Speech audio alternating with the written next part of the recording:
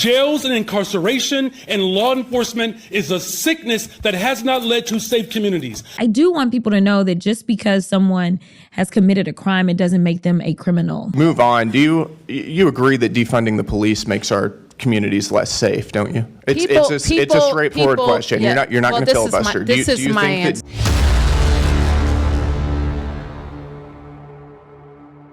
In today's episode, we're taking a look at the D.C. mayor and her disastrous testimony on Capitol Hill. I mean, she doesn't even understand the crime that's happening in her own city. Also, Democrats are continuing to panic about what happened with Jimmy Kimmel. And the president just moments ago exposed Representative Omar for immigration fraud. In all these stories, we're going to show you what both sides are saying, of course. But let's first start with how Brandon Gill confronted the D.C. mayor and how she is for defunding the police. Take a listen. You've been mayor for about 10 years, right? Yes. Okay. And during that time, would you describe D.C. as a safe city? Yes. You would? Listen, Mr. Gill, and it was brought up earlier by the Congresswoman from The murder Detroit. rate in Washington, D.C. is the fourth highest of any city in the country. Would you describe that as a safe city? I have heard every statistic and factoid, and they're all different about where our city. Are you disputing that Washington, D.C. is the fourth highest murder rate in the country? I'm not familiar with that statistic. You're not familiar with that What I know, statistic. Mr. This is your Gill, city. Mr. Gill, Respectfully, excuse this is me. your city. Respectfully, I know that we have driven our murder rate down. What was the homicide rate in 2014 before you were elected? I don't know. Do you know how much the homicide rate has changed during your 10 years as mayor? I do. How much? It has gone up. It's gone up by about going 70%. Down. It's gone up by about 70% from 2014 to 2024. Those are from the Metropolitan Police Department. That is correct. I don't think that number is correct. You should know the crime statistics for your own city, especially whenever it's this dangerous. Do you know how carjackings have trended during your time in office? I know that they have gone down. They're up over 500% since from 2014 to 2024. That's not a safe city. I don't think any person would call that a safe city. Well, yeah, see, that's a prime example why conservatives are so critical of Democrats and their soft on crime policies, including the president. And he makes a phenomenal point. These Democrats seem to not care about crime. Understand something. This is not really an opinion. Just look at the results. They had a lieutenant at the police department who blew the whistle on the manipulating the crime data in D.C. They had to settle a lawsuit with this individual. Which brings me to what Ground News had to say. As you guys know, we like to use Ground News to show us the full picture of what's being reported by mainstream media. And what's interesting about this is that the D.C. mayor is defending her crime policies during this hearing. It's just ridiculous, okay? The cool thing about Ground News is it gives you these bullet points, so it's like the bottom line. As you guys know, on our show, we like to get to the bottom line. So if you want to be able to use a tool that will do that as well, I recommend Ground News. Now, before I show you more of what Ground News has to offer and why we love using it, take a look at this exchange where she can't even answer the question that she is for defunding the police. Take a listen. Move on. Do you agree that defunding the police makes our communities less safe, don't you? This is what I want to say. It's a straightforward question. You're not going to filibuster. Do you think that defunding the police makes our communities less safe? What I know is that people have moved here. People have sent their kids here. People have started businesses here. We have record. Does defunding the police make our communities more or less safe? Those are the indications. Does defunding the police make our communities more or less safe? People want to live, work, and visit. You won't even back your own police department right now. I'm asking you, does defunding the police make our communities more or less safe? And you won't give me a straight answer. I've already answered that today. And why don't you tell me again, do you think that defunding the police makes our communities more or less safe? I've never defunded the police, nor would I. So you think it makes our communities less safe, is that correct? I just told you, I've never defunded the police, and I never would. understand that. Yeah, I think it's safe to say that she believes in defunding the police. Her own police department contradicts her. They say that defunding the police has made D.C. unsafe, okay, or less safer. And the fact that she can't even say that and admit that tells you her mindset. That's number one. Number two, I like to use Ground News because they give us these bullet points to give us the bottom line about what's happening. For example, her testimony followed the House recent passage of legislation aiming to realign the district's criminal justice system amid ongoing federal law enforcement operations. Meaning what? During her testimony, the House was passing pieces of legislation that would address how teenagers are tried in DC when they commit violent acts. I'm going to show you a clip of that here shortly. But the bottom line here is if you guys want to be able to do your own research and not depend on the propaganda on social media and not get caught up in the noise from mainstream media, use Ground News. So if you want to use this tool for yourself, all you have to do is go to ground.news/Devori, or you could download the mobile app. Just use promo code Devori, and it's going to give you access to everything that I showed you in this video, including 40% off the Vantage plan. The sides argued about perceptions of the nation's capital.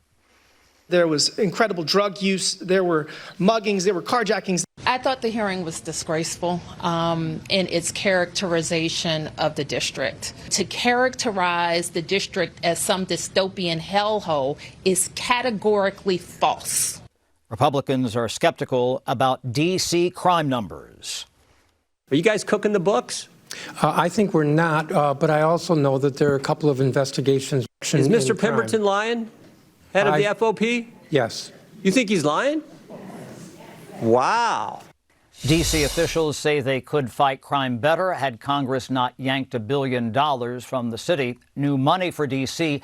is part of that bill tomorrow. Yeah, see, the reality here is that the president took it upon himself to do something about the crime in D.C. to make it a point that something can be done. And the fact that Democrats didn't do something like that themselves because they believe that this method of doing things is tyrannical and it's authoritarian and you're terrorizing neighborhoods, which people in D.C. don't even feel that way, by the way. That's just rhetoric from Democrat leaders. It makes them upset even more, right? I mean, think about this. You have a president that has already, in a sense, stolen their policies, actually implemented them himself, and then they have to fight against that. And then think about the things that they're fighting against. You're fighting against cracking down on crime because you have to be against anything that the president says or does. It's just a lose-lose for Democrats every single time. Now, here's Representative Tim Burchett and what he had to say because he was there about crime in D.C. and the political leaders. Take a look. Hey, everybody. Tim Burchett, just leaving oversight. We had Washington, D.C. mayor in and their legal counsel, I don't know. They're making excuses over not needing Trump and the National Guard to come in, but violent crime was reduced 36%, had no deaths over a week's time, which is just unheard of in Washington, D.C. since I've been here. And they cleaned it up, and they, of course, are complaining about which way are we going? Straight in? See ya. They complaining about more money, yet one of the guys up on the stage there with them was saying how they tried to cut their police from it, and they said, well, that was just such a small percentage. It was several $1 million. It's unbelievable what their budgets are up here compared to back in East Tennessee or Tennessee in general. Anyway, they got a lot of problems and they're not admitting to anything. But Trump did come in and clean their mess up. So anyway, thank y'all for sending me here. As you guys know, I've said this time and time again. Results tell the story. The fact that crime has dropped in a big way in D.C., the fact that homicides are almost non-existent at this point, there is no way for the mayor to fight against that. Now, she's going to continue to do so, as you heard with her rhetoric and her responses.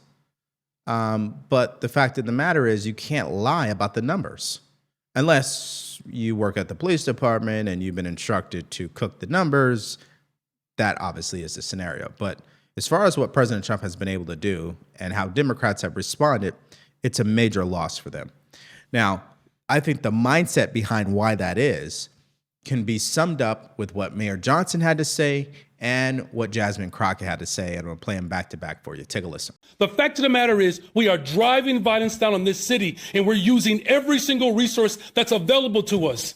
Jails and incarceration and law enforcement is a sickness that has not led to safe communities. I understood what was kind of pushing them there.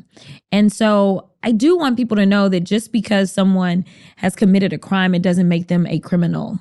That is completely different. Being a criminal is more so about your mindset. Committing a crime can come for a lot of different reasons. All right, so this takes us to our next story, and that is about the president now targeting Representative Omar because Congress couldn't get it done. They had an opportunity to hold this sick individual accountable, and they couldn't do it. So now the president is focusing his energy on calling her out and getting her exposed. And guess what? They did find dirt on her, by the way. This is what he had to say. Representative Omar's country of Somalia is plagued by a lack of central government control, persistent poverty, hunger, resurgent terrorism, piracy, decades of civil war corruption, and pervasive violence. 70% of the population lives in extreme poverty and widespread food insecurity. Somalia is consistently ranked among the world's most corrupt countries, including bribery, embezzlement, and dysfunctional government. All of this. And Representative Omar tells us how to run America. P.S. Wasn't she the one that married her brother in order to gain citizenship? Whoa. What scum we have in our country. Tell us what to do and how to do it. Thank you for your attention to this matter. I think she should be impeached. I think she's terrible. Is she originally from Somalia? So how are they doing this? How's their government? Do they have a president? Do they have a council? Do they have anything? Do they have police? I love these people that come from a place with nothing, no anything, and then they tell us how to run our country. No, I think if she got censured, that's great. If she got impeached, that's even better. They impeached me twice for nothing. And they impeached me knowing the Republicans are on my side, so they knew it was just, they impeached me twice. She should be impeached, and it should happen fast. Yeah, now obviously if you took a poll when it came to conservatives and people who support Trump, they want her out of there like yesterday. They attempted to do that. It hasn't been successful, of course, so we'll see what comes of this, because if you married your brother in order to gain citizenship, isn't that immigration fraud? Let's see if she actually gets investigated. I'd really be interested to see if that plays out. Now, the other disgusting thing from her, because she continues to triple down on this disgusting behavior, she was just at an event, I think this was yesterday, where when she was speaking about Charlie Kirk, she says that people are trying to rewrite his hateful history. Take a look. I do believe those of you who are interested in rewriting this hateful man's history are full of shit. Thank you.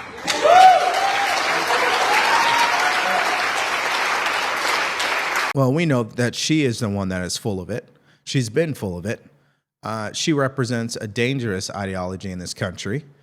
We know she put Somalia first before America, and that's what the results show. I mean, what has she really done for this country?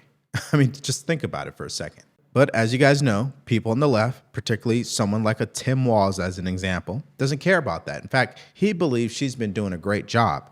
He went to MSDNC moments ago to cry about what the president had to say about her. Take a listen. Yeah, you see, here's what I would hope, Chris, that the libertarians out there, the folks that fly the Gadsden flag, they would be appalled by this. You don't have to agree with Ilhan Omar. She's representing her people. She's voted in. She's a citizen. She's doing good work. She didn't do anything on this to Donald Trump other than she disagrees with his horrific policies, just like I do. But we all know why he's going after her, because she's a Muslim woman, and that's just what he does. And he tries to stir up hate.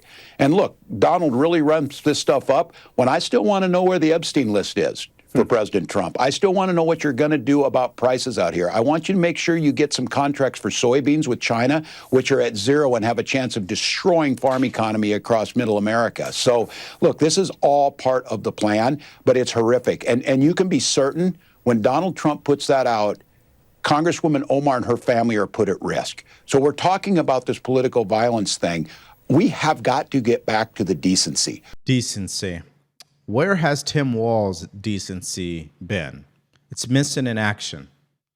You know, when he was hoping that the Tesla stock would crash, which would technically put certain employees out of business, including affect the retirements of people who live in his state, that's what he was advocating for. That's decency. What about when he lied about his military rank, claiming he was a command sergeant major retired, which is probably one of the most egregious things you can do regarding stolen valor, lying about your rank. And then he ducked out of a deployment knowing his unit was about to deploy. Is that decent? You see, you don't have to try very hard to see the hypocrisy coming from Democrats, as you guys already know. All right, so we go to our next story, and now these networks are panicking about what happened to Jimmy Kimmel. They claim that the president is clearly violating his First Amendment right and that they will be next. Take a look. The First Amendment, adopted in 1791, says Congress shall make no law abridging the freedom of speech or of the press. But President Trump is suggesting that a law Congress made in 1934, the Communications Act, may be used to crack down on media outlets exercising those freedoms. That act created the Federal Communications Commission, which issues licenses for TV stations. Today, the president suggested networks that criticize him should have the licenses for their stations taken away. The FCC is chaired by Trump appointee Brendan Carr, who pressured Disney ABC to take Jimmy Kimmel's late night TV show off the air after Kimmel made controversial remarks about Trump ally Charlie Kirk. Okay, so you hear the rhetoric, you see where they're going. Their main talking point is going to be that the president is violating First Amendment rights, that he is canceling people. We know that is not true. Okay, there's a such thing as consequences. There is a such thing when you work for someone and you have a contract, including a private company, they have the legal authority to remove you anytime that they want. And that's exactly what happened here. You guys already know the details. This show was losing money. He was continuing to make disgusting remarks. Where his show was being aired, people didn't put up with it anymore. That's why his ratings continue to decline. And I think this is just ABC having to pull the Band-Aid off finally, because these local TV shows put them in that position and they had no choice. Now, to prove my point about how hypocritical this is, listen to this story that just came out today, how now bank executives are admitting that the Biden administration was coercing them into debanking conservatives. Take a listen. So 2 executives at leading U.S. banks are now speaking out, both anonymously, saying under previous administrations, they were under pressure to deny services to certain people and certain businesses, specifically because of politics. One of those executives telling Fox News Digital those pressures were very real. When your regulator gives you a suggestion, it's not a suggestion, it's an order. The political stuff is very real. Those pressures are real. Debanking is when a bank closes an account or refuses business because of certain risks, usually financial, legal, regulatory, or reputational. President Trump's executive order outlaws debanking, but these executives say previously federal laws were exploited to pursue political objectives. When there's ambiguity in the law, beauty is in the eye of the beholder. And for a long time, the beholder was the Obama and Biden administration. President Trump and other Republicans have long claimed banks denied services to customers for political reasons or for doing business in the crypto. Now, I showed you that clip to make this point from libs of TikTok. I don't want to hear a word from a single Democrat complaining about pressure to cancel Kimmel's show for his insane defamatory lies about Charlie Kirk. Think of this for a second. Observe the outrage that exists from people on the left surrounding what happened to Jimmy Kimmel. Compare that level of outrage and rhetoric and coverage to the assassination of Charlie Kirk. That's how you know there's something wrong in this country, where they are crying about someone who legally was removed from the air, and they're not crying about someone who was assassinated. It's just sickening, if you ask my opinion. As for everybody on the other network screaming about this being, again, a chilling attack on free speech, here's a few questions for you, dishonest hacks, to chew on.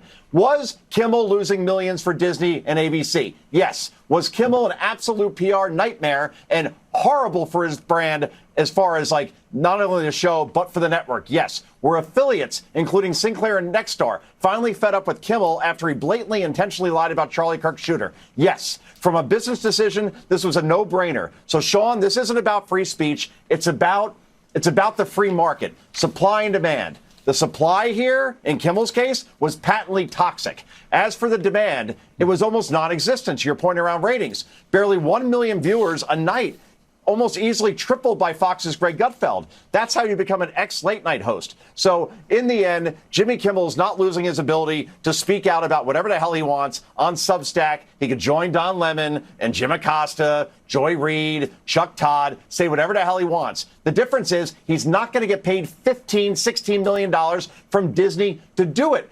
And so the bottom line to all of this is exactly what happens when you do too much by censoring conservatives. You know, see, Democrats are basically now getting a taste of their own medicine, right? They spent too much time trying to bury the president and conservatives and Trump supporters, and it has backfired at every turn. And maybe if this continues in this direction and they lose the midterms, just maybe they will start to wake up. But something tells me that's probably not going to happen.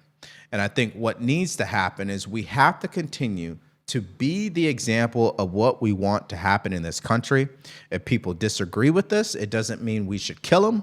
If people disagree with this, it doesn't mean they're a bigot, they're a racist, they're a white supremacist, they're hateful, they're a fascist, they're a Nazi. That's what the left says. You notice how conservatives don't use those words to describe people on the left. We describe them based on the policies that they're pushing. Okay. And what Senator John Kennedy said today, I thought sums all of this up nicely. Take a listen. How are you thinking about this moment that we are in now? How do our divisions, how are they the same? How are they different, better, worse than they've been at other difficult points in our history? Can we move through this? They're worse, in my judgment, at least during my lifetime. I think I'm like most Americans, Casey. I'm tired of the ugly. I think we've lost perspective. There are a lot of things in life more important than politics, whole lot more important. Your kids are a lot more important to you than politics. My son's more important to me than politics. Here's what happened. Here's what's happened. In part, as a result of social media, people treat others who disagree with them as not just being in error, but in sin.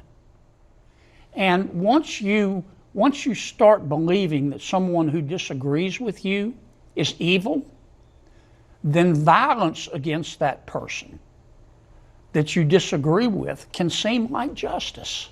You lose all perspective. Now, most Americans aren't like this, but many are.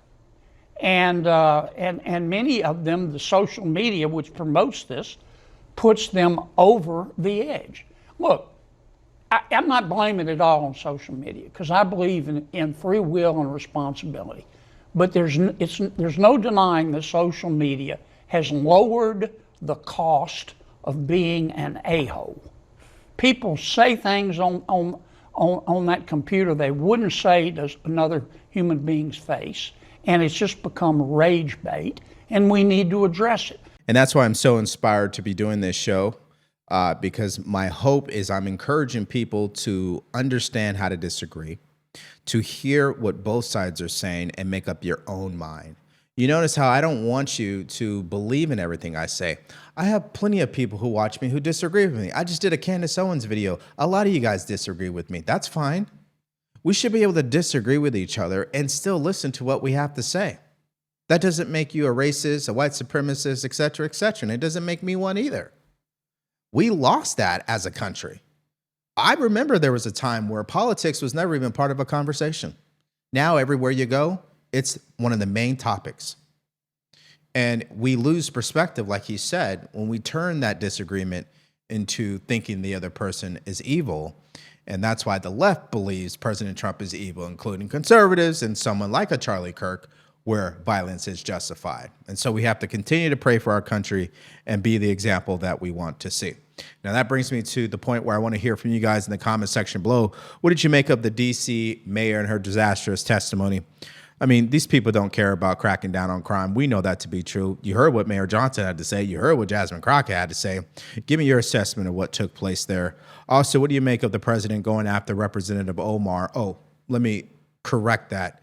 Brother lover Omar, okay, because she married her brother to get citizenship. Isn't that immigration fraud?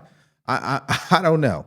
And then this whole panicking from mainstream media regarding Jimmy Kimmel's show getting pulled. Just give me your reaction to everything in the comment section below. Now, in our next video, the president has declared war on Antifa. He wants to label them as a terrorist organization. If you guys missed out on that story, more updates from earlier today, all you have to do is click on that video because it's coming up right now.